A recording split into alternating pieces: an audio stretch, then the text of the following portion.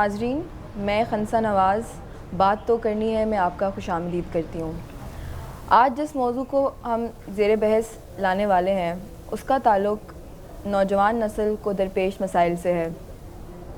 ہمارے ساتھ پینل میں موجود ہیں جناب علی ابو الحسن صاحب، سبائنہ عظیم، علی اکبر ناطق صاحب۔ Thank you so much for coming sir. سب سے پہلے بات یہاں سے شروع کرنی چاہیے کیونکہ مسائل تو بہت سارے ہیں، اب مسائل کا حل چاہیے۔ تو میرا پہلا سوال جو ہے وہ سبائنہ آپ سے ہے۔ آج کل ہماری نوجوان نسل کو بہت سارے مسئلے ہیں، آپ کی نظر میں سب سے بڑا مسئلہ کیا ہے اور کیوں ہے؟ سب سے بڑا مسئلہ مجھے لگتا ہے کہ ہمارے کریئر کو لے کر ہے، کیونکہ زیادہ تر ان چیزوں کو ایڈریس نہیں کیا جاتا، ہماری کریئر کاؤنسلنگ نہیں ہوتی، ہم لوگوں کو ایسے فورمز پرووائڈ نہیں کیا جاتے جہاں پہ ہم لوگ ان چیزوں کو ایڈریس کر سکیں اور ان کا سلوشن نکال سکیں۔ پلس ہمارے اوپر فیملی پریشر بہت ہے، کیونکہ فیملی ویلیوز ہماری بہت ڈیپ سیٹڈ ہیں، تو ان کو کافی ٹائم لگے گا اور ابھی بہت ٹائم ریکوائرڈ ہے ان کو نارمز اور ٹیبوز کو بریک کرنے میں۔ تو آپ کو ایسا لگتا ہے کہ آج کی اسپیشلی جو یوتھ ہے وہ تیار ہے وہ ایک ایسا اسٹیپ لینے کے لیے جہاں پر بالکل youth is ready any time? بالکل صحیح۔ سر ابو الحسن صاحب، آپ مجھے بتائیے کہ کیا ایسا ممکن ہے کہ شادی اور کیریئر کو ایک ساتھ لے کے چلا جا سکے؟ بالکل ممکن ہے۔ یہ سیلف ایڈجسٹمنٹ کا پرابلم ہے کہ کیا آپ اس کو ایڈجسٹ کر سکتے ہیں یا نہیں کر سکتے۔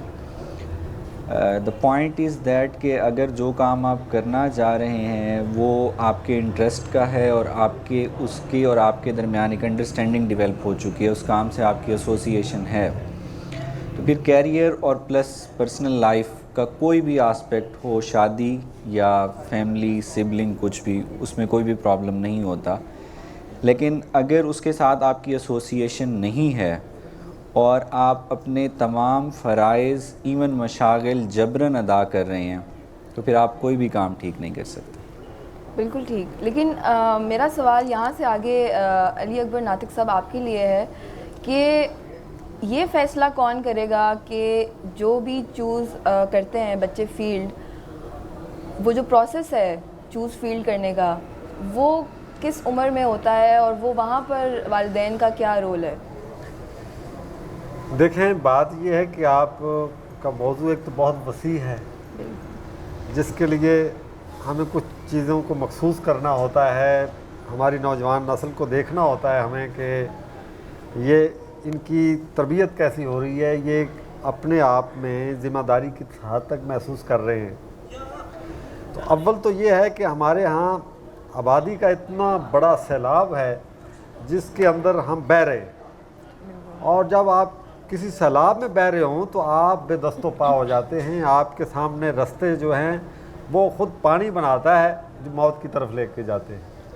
ہماری تمام نوجوان نسل جو ہے، میں یہ کہنا چاہوں گا کہ وہ نہ اپنے کیریئر میں آزاد ہے، اپنے چوز کرنے میں آزاد ہے، نہ وہ شادی کے معاملے میں اس کی کوئی سنجیدہ فکر ہے، سوچ ہے کہ وہ کیسے اپنے آپ کو ایک خاندان میں منضبط کریں۔ تو اس کی سب سے بڑی وجہ پچھلے دنوں خود بھائی صاحب نے بھی یہ بات کہی تھی کہ ہمارا تعلیمی نظام جو ہے وہ ہم اس کی بنیاد تباہی پہ رکھی ہوئی ہے، وہ ہمیں روشنی کی رفتار سے واپس الٹے قدموں لے کے جا رہا ہے۔ تو میں بھی نوجوانوں کو دیکھتا ہوں تو وہ خالی ذہن ہیں، ان کے سامنے کل میں نے اپنے اسٹوڈنٹ سے پوچھا کہ آخر آپ کے پاس 24 گھنٹے ہیں، آپ فلم نہیں دیکھتے، آپ کتاب نہیں پڑھتے، آپ اپنے سبجیکٹ سے ریلیٹ نہیں ہیں، تو آپ کرتے کیا ہے؟ اور اس 24 گھنٹے میں آپ کا کام کیا ہے؟ مجھے وہی جواب ہے۔ تو وہ میرے اسٹوڈنٹ مجھے وہی نہیں بتا سکے کہ ہم 24 گھنٹے میں وہ کیا کرتے ہیں۔ تو دوسرا یہ پہلا سٹیپ ہوتا ہے کہ آپ اپنے جس شعبے میں ہیں آپ اس میں دلچسپی لے رہے ہیں یا نہیں لے رہے۔ جب اسی میں آپ کی دلچسپی نہیں ہے تو اگلے جو کام ہیں چوزنگ کے، آپ کو کسی خاندان کے ساتھ ریلیٹ کرنے کے، وہ تو بعد کی باتیں ہیں۔ سب سے پہلے ہم نے اپنی پوری عوام کو یا نوجوانوں کو بتا دیا ہے کہ آپ کا تعلیمی نظام جو ہے، آپ کی جابز کی بنیاد بنا کے ہمیں آپ نے دیا. جو جب آپ اس فکر میں ہیں کہ ہم کون سی تعلیم حاصل کریں, کون سی جاب ملے, تو آپ کا پورا اسٹرکچر تباہ اسی سلسلے میں ہو جاتا ہے. تو سب سے پہلے ہم نے ان کو بتانا ہے کہ آپ کی جو تعلیم ہے وہ آپ کے جاب کے لیے ضروری نہیں ہے, وہ آپ کو تہذیب دینے کے لیے, آپ کو سنجیدہ بنانے کے لیے, ایک سماجی اور معاشرتی طور پر مہذب کرنے کے لیے عمل ہے. تعلیم کا جاب جو ہے یہ ثانوی حیثیت اختیار کر جاتی ہے, تو وہاں سے آپ اس کا کام شروع ہوتا ہے چوزنگ کا. پھر جب انسان سنجیدہ ہو جاتا ہے تو پھر وہ اس کے رستے جو ہیں وہ ان کے سامنے واہ ہوتے ہیں. آپ کو ایسا لگتا ہے کہ یہ جو سنجیدگی جس کی آپ بات کر رہے ہیں اس کا تعلق بہت حد تک ایک ذاتی سفر سے بھی ہے, جو ایک ذات کا سفر ہے ہر کسی کا؟ دیکھیں, ذات کا سفر تو ہے, لیکن اب ذات کا سفر تو ایک بچے کا بھی ہے. جسے کوئلے جب وہ سرخ ہوتا ہے اور ہیرے کا وہ تفاوت نہیں کر سکتا, وہ شاید کوئلہ کو پکڑ لے, تو وہ اپنے لیے پکڑ رہا ہے نا, کہ جس کی وہ دلچسپی لے رہا ہے, وہ یہ نہیں جانتا کہ اس میں کون سی چیز نقصان دہ ہے, تو اپنی ذات کے سفر میں مبتلا ہو کے ہی لے رہا ہے اس میں دلچسپی. لیکن اس کو یہ جاننے کے لیے کہ دونوں میں فائدہ مند کون سی چیز ہے, اس کے لیے ایک وسیع علم کی ضرورت ہے. اس کے لیے آپ کو ان دلچسپیوں کی ضرورت ہے جو آپ کو تعلیمی اداروں میں اساتذہ کے ذریعے مہیا ہوتی ہیں, کتابوں کے ذریعے آپ کو ملتی ہیں, آپ کو معاشروں کا مطالعہ کرنے سے ملتی ہیں, جو کہ بدقسمتی سے ہمارے, اور میں یہاں دیکھ رہا ہوں, نہ پاکستان میں نہ ہندوستان میں, جس سے ہم دن رات لڑتے رہتے ہیں, ان میں بھی یہی کچھ ہے.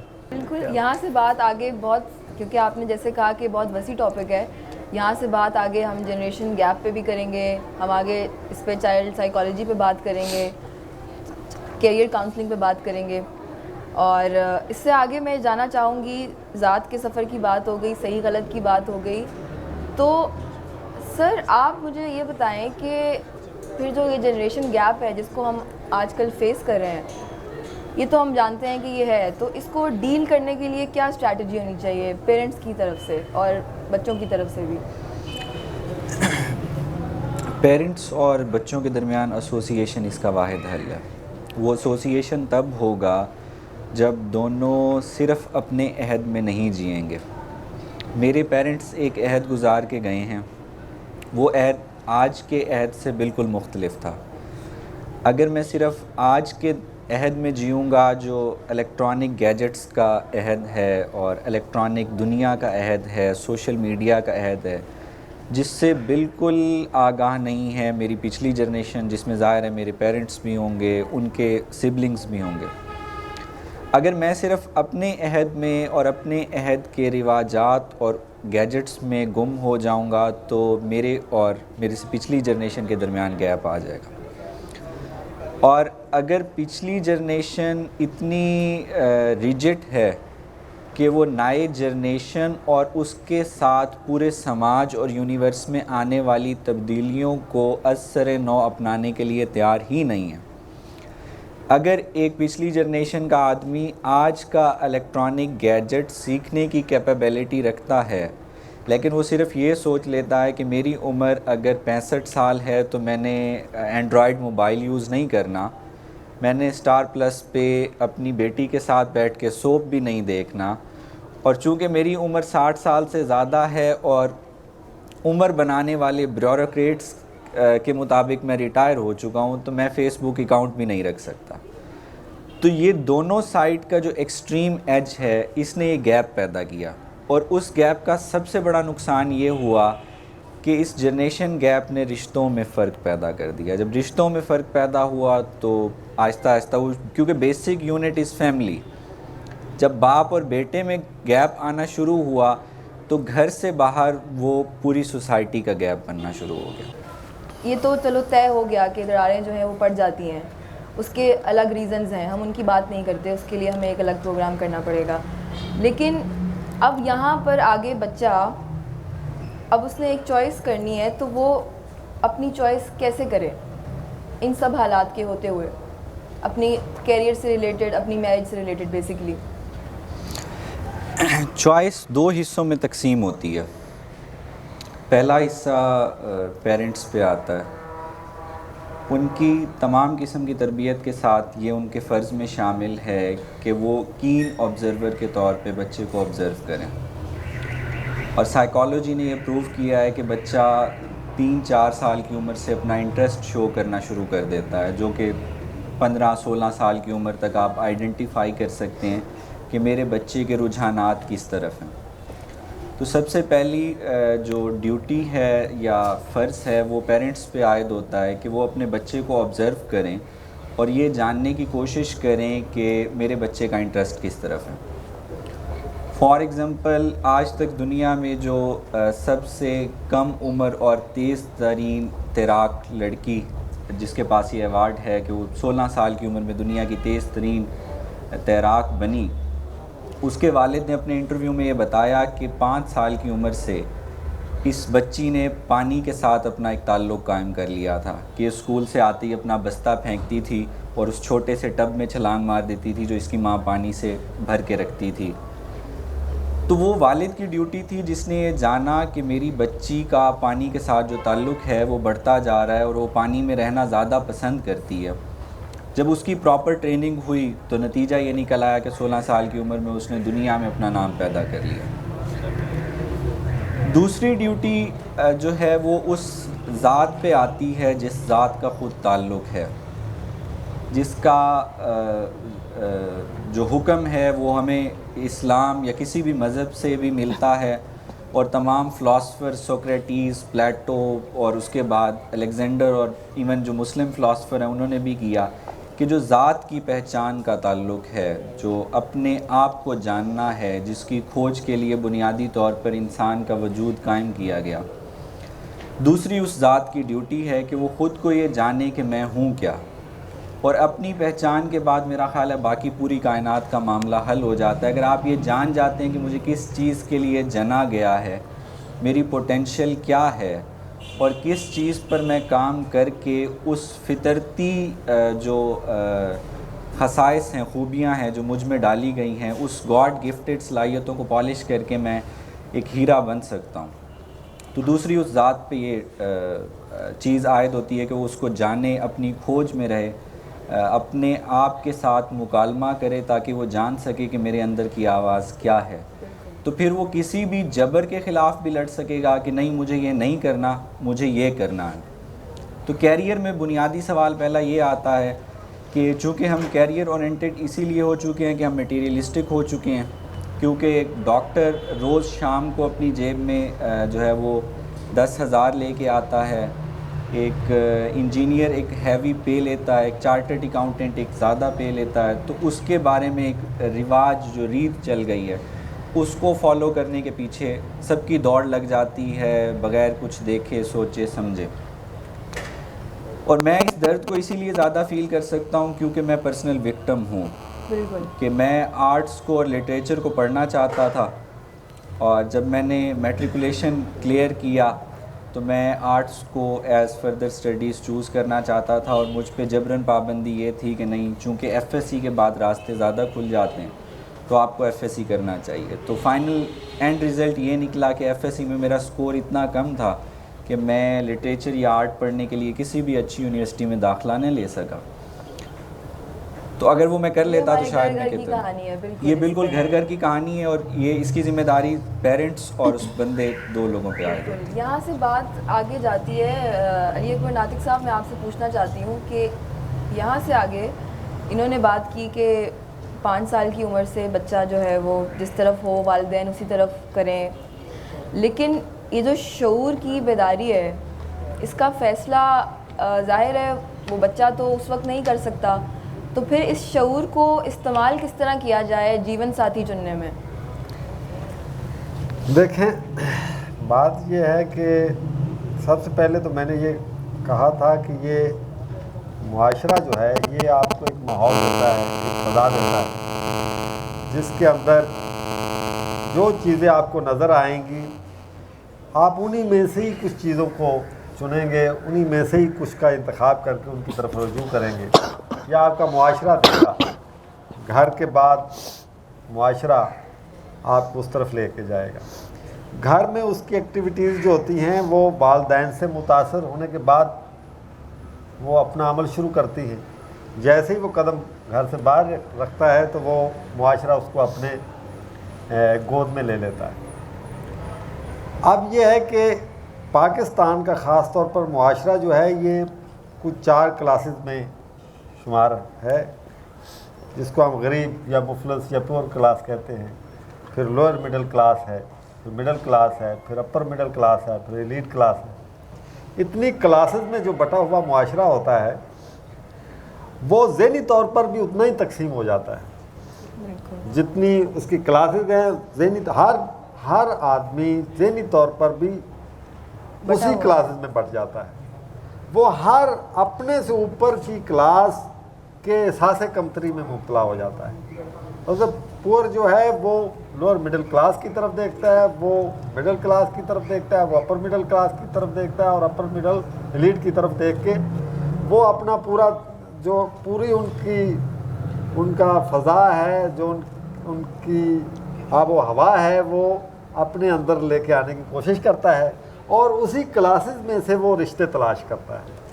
مثلا ایک لوور مڈل کلاس کا بچہ کبھی نہیں چاہے گا کہ وہ پور کلاس کی لڑکی کو یا وہ اپنے جیسے وہ کوئی جابز کی تلاش میں ایسی لڑکی کی طرف رجوع کرے گا جس کا اکنامکلی، اور وہ لڑکی بھی یہی کچھ ہی کرے گی. پھر اس طرح یہ ہوتا ہے کہ ان کی محبتوں کے رشتے جو ہیں وہ ثانوی حیثیت اختیار کر جاتے ہیں، اور ان کی اکنامکلی جو ترجیحات ہے وہ ان کو دوسرے رشتوں کی طرف لے جاتی ہیں. اور والدین بھی یہی کچھ سوچتے ہیں کہ بھائی ہاں یہ لڑکی تو ہے تو ٹھیک، خوبصورت بھی ہے، ہمارے خاندان کی بھی ہے، لیکن یہ چونکہ معاشی طور پر ہمیں کوئی سہارا نہیں دے سکتی، تو ہم فلاں لڑکی کی طرف رجوع. اور وہ لڑکی والے بھی یہی کچھ سوچتے ہیں. تو اس طرح رشتوں میں بھی وہی خلا پیدا ہوتا ہے، ذہنوں میں بھی. ہم مطلب میں فرض کیا میں اپنی طرف آتا ہوں، میری بیگم جو ہیں وہ ڈاکٹر ہیں، کرنل ہیں، لیکن بنیادی طور پر میں ان سے وہ نہیں، لیکن میرے والدین نے مجھے وہ جڑ دیا کہ اکنامکلی ہمارا بیٹا جو شاعر ہے، رائٹر ہے، اس نے کیا کرنا ہے، تو چلو یہ بن جائے گا. اور وہ تو وہ خلا جو ہے وہ بیچ میں پیدا ہو گیا جو ذہنی تھا. مطلب ایک رائٹر ایک فوجی کے ساتھ وہ بن جائے تو آپ بتائیں کہ کیا حالت ہوگی. تو اسی طرح معاشرہ جو ہے پورے کا پورا تقسیم ہو چکا ہے. یعنی کہ میں آپ کی بات سے یہ سمجھ رہی ہوں کہ ہمارے ہاں جو رشتے ہیں وہ احساس کمتری کے اوپر، احساس کمتری کے اور انسیکیورٹی، معاشی انسیکیورٹی، مطلب وہ اس پر بندھے ہوئے ہیں. اب لڑکے جو ہیں آپ دیکھیں گے کہ وہ یونیورسٹیوں میں بھی اور ہمارے عام زندگی میں بھی وہ ان کی محبتیں، ان کی دلچسپیاں، ان کی دوستیاں کسی اور کے ساتھ ہوتی ہیں، اور ان کے جو رشتے ہوتے ہیں، جو شادی کے بندھن ہوتے ہیں، وہ کہیں اور ہوتے ہیں. تو پھر وہ بالکل پوری زندگی ایک ٹینشن میں، تو سارا کا سارا وہ نظام درم برم ہو جاتا ہے. تو یہ زیادہ تر ان ملکوں میں یہ ساری باتیں ہیں جہاں پہ آپ معاشی طور پہ ملک بدحال ہیں، سیکیور نہیں ہیں کسی معاملے میں. آپ یورپ میں چلے جائیں، امریکہ میں، یا ایسے ملکوں میں جو ترقی یافتہ ہیں، وہ یہ کچھ چیزیں نہیں دیکھتے. وہ نہیں دیکھتے کہ کسی کی کیا جاب ہے، کس کا کیا خاندان ہے. وہ فوراً طور پر جس کے ساتھ دلچسپی ہے اس کے ساتھ اپنا رشتہ قائم کر. یہ باتیں تو ہم نے طے کر لیں کہ یہ ریزنز ہیں اور یہ ریزنز ہیں. آپ مجھے بتائیں کہ اس معاشرے میں ایک عورت ہونے کے ناطے آپ کو کیا لگتا ہے کہ کیا جینڈر ڈسکریمنیشن ہے جس کو آپ فیس کرتی ہیں، اور کیا کہیں گی آپ اس بارے میں؟ سب سے پہلے تو میں جو ہماری پہلے کانورسیشن ہو رہی تھی اسی میں ایڈ کرنا چاہوں گی کہ ہمارے جو پیرنٹس ہیں ان میں ایک بہت بڑا جو ڈرا بیک ہے وہ یہ ہے کہ انیبلٹی آف ایکسیپٹنس ہے. ایکسیپٹ نہیں کرتے وہ چینجز کو، جبکہ جو یوتھ ہے، جس طرح کہ میں ہوں، آپ ہو، تو جو یوتھ ہے وہ چینجنگ ٹرینڈس کو ایکسیپٹ کرتی ہے ایز دے آر، ٹھیک ہے، اور وہ اڈیپٹنگ ہے کافی زیادہ. تو اگر جینڈر ڈسکریمنیشن کی ہم لوگ being in a country like Pakistan, تو صرف لڑکیوں کو نہیں، لڑکوں کو بھی کافی پریشرز ہوتے ہیں، ایکول پریشرز ہوتے ہیں. وہ الگ بات ہے کہ لڑکی کے لیے کچھ زیادہ ہو جاتا ہے کافی کچھ ایریاز میں. لیکن جس طرح میں ہوں، میں نے اپنی فیلڈ سلیکٹ کرنی تھی، تو میری فیملی میں سب سائنسز یا انجینئرز ہیں یا ڈاکٹرز ہیں. تو میرے پیرنٹس کو یہ مسئلہ ہوا کہ میں نے میس کمیونیکیشن ایک دم سے سلیکٹ کر لیا, بٹ آئی فیل کہ میں لکی ہوں اتنا کہ میں جو ان سے کمیونیکیٹ کرا اور پھر نیگوشیشنس کے بعد دے انڈرسٹوڈ کہ ٹھیک ہے, if I want to do this, yes communication آپ کی بیسک نیڈ ہے, اور یہ پروسیس سارا کمیونیکیشن سے شروع ہو کر کمیونیکیشن پہ ہی اینڈ ہوتا ہے.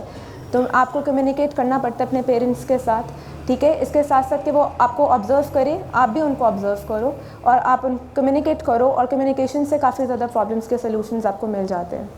بات پھر وہیں سے پہ آ جاتی ہے سبائنہ کہ ظاہر ہے اولاد کے بھی کچھ حقوق فرائض ہیں, والدین کے بھی ہیں, لیکن کس طرح یہ بات اگر ایک اولاد اپنا حق مانگ رہی ہے کسی چیز کے لیے تو اس کے اوپر پھر فرض بھی ہے کہ وہ والدین کو بھی سمجھے. صرف اولاد اگر یہ کہہ رہی ہے کہ ہمیں نہیں سمجھ رہے تو اولاد پہ بھی فرض ہے کہ وہ بھی سمجھے والدین کو. تو اس کی وجہ سے آپ کو کیا لگتا ہے کہ کس طرح سے آج کی اولاد کس حد تک اپنے والدین کو سمجھتی ہے؟ مجھے لگتا ہے کہ ہمیں وہ شاید وزڈم نہ ہو جو ہمارے پیرنٹس میں ہے, لیکن ہمارا جو ایجوکیشن سسٹم ہے وہ تھوڑا ویک ہے جو ہمیں وہ وزڈم پرووائڈ نہیں کر سکتا. پلس ہمارا جو فیملی سسٹم ہے وہ ہمیں اتنی اپرچونیٹیز نہیں دیتا کہ ہم وہ ایکسپیرینس لے سکیں جس سے ہمیں وزڈم ملے, کیونکہ وزڈم ایکسپیرینس کے ساتھ آتا ہے, ٹھیک ہے. تو ان چیزوں میں اگر ہم اپنے پیرنٹس کو نہیں بھی سمجھ پا رہے تو اس کی ایک ریزن یہ بھی ہے. لیکن دوسری جگہ کیونکہ دونوں مسئلے پیرالل چلتے ہیں, تو دوسری جگہ یہ بھی ہے کہ آپ جب اپنے پیرنٹس کے ساتھ کمیونیکیٹ کرو تو آپ ان کو لاجیکل ریزننگ دو, اور وہ بھی آپ کو لاجیکل ریزننگ دیں. تو میرے خیال سے پھر لاجیکل ریزننگ پہ مسئلے کے لیے تو لاجک کی ضرورت نہیں ہوتی نا, تو اس میں تو آپ کو کچھ اور کرنا چاہیے بڑھ کے. آئی تھنک آج نہیں, مجھے لگتا سمجھنے کے لیے لاجک کی ضرورت ہوتی ہے. اب اوبیسلی اگر آپ پہ کوئی ڈیسیجن امپوز کر رہا ہے تو آپ اس کو نہیں مانو گے جب تک آپ کے پاس ایک لاجیکل کنکلوژن یا ریزن نہیں ہوگا اس چیز کا. تو obviously you will work on logics, اور آپ لاجکس کو فالو کرو گے, اور پھر آپ کہو گے کہ ہاں ٹھیک ہے, اگر اس میں 10% میرا فائدہ ہو, 15% ان کا فائدہ ہو رہا ہے تو 10% میرا بھی فائدہ ہو رہا ہے, تو چلو یار یہ کر لیتے ہیں. بات سبائنہ آپ سے یہ ہو رہی تھی کہ مرد بھی اس معاشرے میں کافی ظلمت کا شکار ہیں, اور آپ مجھے بتا سکتی ہیں کہ وہ کیا ریزنز ہیں جن کی وجہ سے ان کے ساتھ جینڈر ڈسکریمنیشن کی جاتی ہے؟ مجھے اس میں ایک ہی ریزن سب سے پہلے سمجھ میں آتی ہے, وہ یہ کہ ہماری سوسائٹی کا سب سے بڑا پرابلم یہ ہے کہ ہمیں مظلومیت کو کیش کروانے کا بڑا شوق ہے, اسپیشلی عورتوں کو. تو کیونکہ عورت کو اتنا مظلوم بنا کر پیش کیا جاتا ہے میڈیا پہ بھی اور باقی ہر ایک فورم پہ, آپ پبلک فورم کوئی بھی لے لیں, ہمیشہ عورت کو ٹارگٹ کیا جاتا ہے ایز دا مظلوم پارٹی آف دا سوسائٹی, ٹھیک ہے. تو مرد کے پرابلمس کو اس طرح ایڈریس کیا نہیں جاتا, اور مرد کی بات کو بھی اس طرح ٹرسٹ نہیں کیا جاتا. تو عورت کو ایک مظلوم فگر بنا کر مرد کے اوپر کافی زیادہ ایسا ہو جاتا ہے, ان کے ساتھ بھی ناانصافی ہوتی ہے جو عورتیں خود بھی کرتی ہیں. پلس ابھی جو ہماری گورنمنٹ نے ایک بل پاس کیا تھا, ویمن پروٹیکشن بل, تو مجھے لگتا ہے کہ اس میں بھی اب جس طرح عورت کو ایک بہت انفیریئر اور ویسا والا ایلیمنٹ دے کر اس بل میں بھی انہوں نے کافی زیادہ عورتوں کو رائٹس دے دیے ہیں جو کہ شاید ان کے پاس پہلے بھی تھے, لیکن کیونکہ وہی سیم بات کے مظلوم ہیں تو لوگوں کو پتہ نہیں ہے. لیکن عورتیں آلریڈی, آپ جتنے بھی آپ فیملی سسٹم دیکھ لیں ہمارا, اسپیشلی مڈل کلاس, تو عورتیں اپنے ہسبینڈس کے ساتھ بھی بہت برا کر دیتی ہیں, بہت ناانصافی ہو جاتی ہے. تو اس چیز کو کیونکہ ایڈریس اس طرح نہیں کیا جاتا. تو بالکل آئی ایگری, آپ اچھی بات کر رہی ہیں, لیکن یہاں سے آگے I do not totally agree with you, لیکن یہاں سے بات آگے میں سر آپ سے پوچھنا چاہتی ہوں کہ یہی بات جو سبائنہ کر رہی ہیں, آپ اس کو آگے کس طرح لے کے جائیں گے اسی بات کو؟ دیکھیں, میرا مظلومیت کا اور ظلم کا ایک تصور بہت الگ ہے. جب آپ کسی بات کو, چاہے وہ مرد ہو چاہے عورت ہو, پریشر کے طور پر آپ استعمال کرنا چاہیں گے تو وہ اس کا رد عمل اس سے بڑا ہوگا. جب آپ ہر کام میں جب آپ کہیں گے کہ ladies first ladies first ladies first, تو ایسا بنا دیا جائے گا کہ لیڈیز کوئی جانور ہے جو فرسٹ آگے رکھنا ہے, اور اس کو وہ خود بخود وہ مطلب احساس کمتری میں چلی جائے گی. آپ ان کو برابری کی سطح صرف اور صرف اسی صورت میں دے سکتے ہیں کہ ان کو بطور لیڈیز استعمال نہ کریں, ان کو بھی انسان کہیں اور دوسرے کو بھی انسان, یعنی ان کا جینڈر جو ہے اس کو نمایاں نہ کریں, اس کو بطور انسان آپ ڈسکس کریں گے, تب جا کے وہ دونوں مطلب ان کو میرٹ پہ لے آئیں دونوں. اگر مرد اور عورت کی آپ دیکھیں, میں نے کئی دفعہ کہا ہے کہ یہ جی شاعرہ ہے, یہ شاعر ہے, یہ ادیبہ ہے, یہ ادیب ہے, تو ان کے مخصوص معنی ہم نے بنا دیے ہیں جن کے اندر ہی ہم نے تفریق رکھ دی ہے, جو کہ ہم جب وہ دور کریں گے تب دور ہوگی. کویشچن آف دی آور جو ہے وہ علی ابو الحسن صاحب کے لیے ہے کہ کیا آپ ایسا سمجھتے ہیں کہ ہمارا معاشرہ اور ہماری تاریخ جو جنریشن گیپ بن چکا ہے اس کو ختم کرنے میں کامیاب ہو سکے گی؟ بالکل, اگر ہم چاہیں گے تو کامیاب ہو سکے گی, لیکن اس کے لیے ہمیں ایک تلخی برداشت کرنی پڑے گی, اور وہ تلخی یہ ہوگی کہ ہم نے تاریخ اور معاشرے کو ضرورت سے زیادہ مقدس بنا دیا. اور جب کسی چیز کو مقدس بنا دیا جاتا ہے تو پھر آپ اس پہ کویسچن کرنے کے لیے, اس کو چینج کرنے کے لیے یا اس پہ بات کرنے کے لیے ڈرتے ہیں.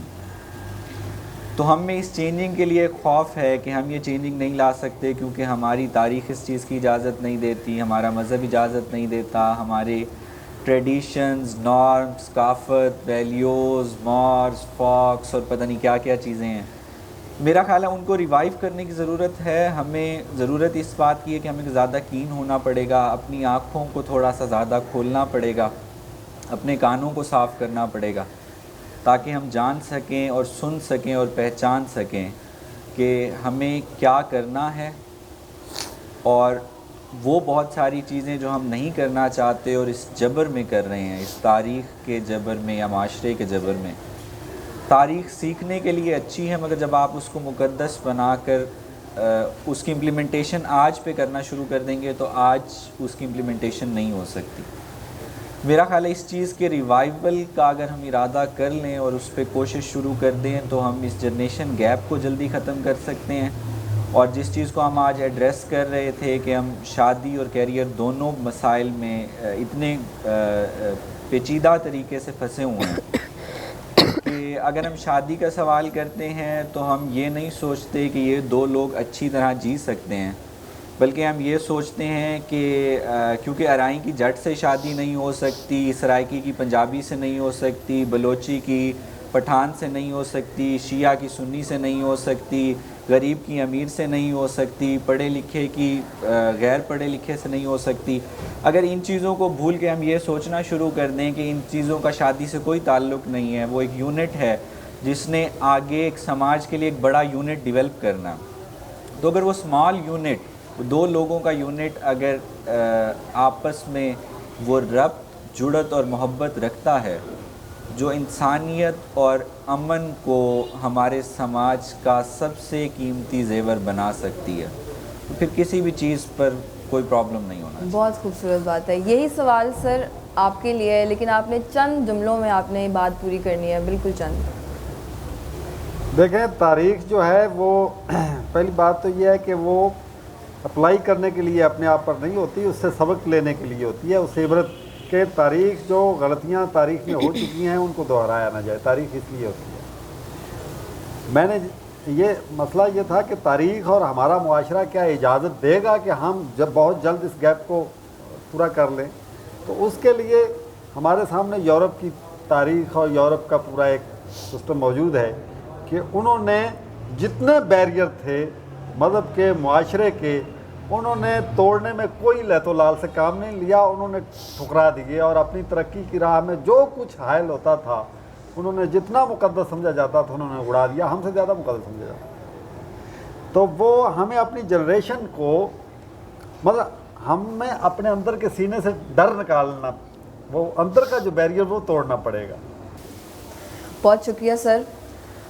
یہاں سے آگے ہم جائیں گے آڈینس کی طرف, ہم ان کے سوالات لیں گے اگر ان کے پاس کوئی ہیں ہمارے پینل کے لیے. میرا کوشچن یہ ہے کہ ہم جس معاشرے میں رہتے ہیں وہاں بہت ڈسکریمنیشن ہے ہر چیز کو لے کے. لڑکوں کو پھر انڈیپینڈنس دی جاتی ہے اپنی چیزیں چوز کرنے میں, بٹ لڑکیوں پہ بہت زیادہ پابندیاں لگائی جاتی ہیں, چاہے وہ ڈریسنگ کو لے کر ہو, ایجوکیشن کو لے کر ہو, شادی کو لے کر ہو, یا جس بھی چیز کو لے کر ہو, ہم لوگوں کو باقاعدہ ایک کوڈ آف کنڈکٹ بتایا جاتا ہے کہ ہم نے ان چیزوں کو فالو کرنا ہے موسٹلی. اور اسلامک سوسائٹی میں یہ زیادہ چیزیں ہوتی ہیں. اور یہ ڈسکریمنیشن کس وجہ سے ہیں؟ اگر ایسا ہوتا ہے تو وہ فیملی کیوں ایسا کرتی ہے, اور اس کا سلوشن کیا ہو سکتا ہے؟ میرا یہ کوشچن. یہ آپ کا سوال ڈائریکٹڈ ہے کسی کی طرف یا میں نہیں, کر دوں؟ کوئی بھی تینوں سے answer میرا کرے؟ کوشچن ہے, جو بھی سر میں چاہتی ہوں آپ آنسر دیں. دیکھیں بات یہ ہے کہ یہ آپ ہی کے معاشرے کے لیے نہیں ہے, یہ ہر معاشرے میں یہ موجود ہے بات. اب دیکھنا یہ ہے کہ کہاں حد تک کس پر پابندیاں ہیں. اگر آپ پر کچھ لڑکیوں پر پابندیاں ہیں تو کچھ لڑکوں پر بھی وہ عائد ہیں, حدود و قیود. کوئی اور سوال؟ جیسا کہ ہماری سوسائٹی میں یوتھ پر پریشر ہے, کچھ جیسے ہم لوگ فیملی بانڈنگ میں رہتے ہیں, تایا چچا سب مل کے رہتے ہیں, ان کے بیٹے بھی, بڑے بھائی وغیرہ بھی, تو بچے بڑے بھائیوں کو, لڑکیاں بہنوں کو فالو کرتی ہیں. اس کے بعد سوسائٹی کا پریشر بھی ہے, پھر کچھ ہمارے بچوں پہ مذہبی پریشر بھی ہے, کچھ اس کے حساب سے وہ فیلڈ چوز نہیں کر سکتے. تو ایسا کوئی ہمارے پاس فورم بھی نہیں ہے کہ جیسے ٹیسٹ ہو کسی بچے کا اور اس کے بعد وہ اپنی فیلڈ سلیکٹ کر سکے. سر یہ سوال جو ہے, سوال کا جواب ویسے گفتگو میں پہلے ہو چکا ہے. اٹ سیلف جو ہے وہ بچہ خود جس نے کیریئر چوز کرنا ہے, اور اس کے پیرنٹس, ان دو لوگوں پہ یہ ذمہ داری عائد ہوتی ہے. تیسری, ہمارے معاشرے میں خصوصی طور پر یہ ذمہ داری عائد ہوتی ہے استاد پر, کہ اس کے پاس جب بچہ آتا ہے تو وہ استاد اس کو بتا سکے, اس کی رہنمائی کر سکے کہ تمہارے لیے کون سی جگہ, کون سی فیلڈ, کون سا کیریئر سوٹیبل ہوگا. لیکن میرے خیال میں جتنا بہتر کوئی انسان خود کو جانتا ہے, نہ اتنا باپ جان سکتا ہے. ایون ماں بھی اتنا بہتر آپ کو نہیں جان سکتی جتنا بہتر آپ خود جانتے ہیں. تو اپنی ذات کی خود کی پہچان, جو سیلف انالیسز ہے, اپنے ساتھ گفتگو, اپنے ساتھ مکالمہ, اپنی پہچان, وہ بہت ضروری ہے. اور وہ تب شروع ہوگی جب آپ اپنی کھوج شروع کریں گے, بالکل جب سر. آپ اپنے اندر جھانکیں گے اور جانیں گے کہ مجھے کس سائڈ پہ جانا ہے. اور دوسرا جو سوال آپ کا پوائنٹ تھا کہ پریشرز جو ہیں, تو وہ پریشر بیسکلی سماج کی طرف سے تو آتے ہی ہیں, ہر کسی پہ آتے ہیں. آپ کا کمال یہ ہوا ہے کہ آپ نے اس کو کس طرح ٹیکل کیا ہے. اگر آپ پہ پریشر یہ ہے کہ آپ نے, اگر آپ ڈاکٹر نہیں بنتے, اگر آپ نے ادیب ہی بننا ہے, اگر آپ نے میڈیا میں جانا ہے, اگر آپ نے پینٹر بننا ہے, اگر آپ نے اسکلپچرسٹ بننا ہے, تو آپ اتنا کما نہیں سکتے. تو پھر آپ کو یہ پریشر سروائیو کرنا پڑے گا کہ سوسائٹی میں میں کم کما کر بھی سیٹسفائیڈ رہ لوں گا اپنے شوق کے ساتھ. تو اگر یہ سیلف کانفیڈنس آپ میں موجود ہے تو آپ کو کوئی پرابلم نہیں ہوگی. بالکل سر, بہت خوبصورت. Thank you so much. Audience کا بہت بہت شکریہ. یہاں پر یہ کویشچن آنسر سیشن جو ہے وہ اپنے اختتام پہ پہنچتا ہے. ناظرین, گفتگو بہت لمبی ہے اور گفتگو چلتی ہی رہے تو اچھا ہے, لیکن پروگرام کا وقت یہاں ختم ہوتا ہے. امید صرف اتنی کرتی ہوں کہ اس پروگرام نے آپ کو سوچنے پر مجبور ضرور کیا ہوگا. آگے خدا آپ کا حامی و ناصر ہو. اللہ حافظ.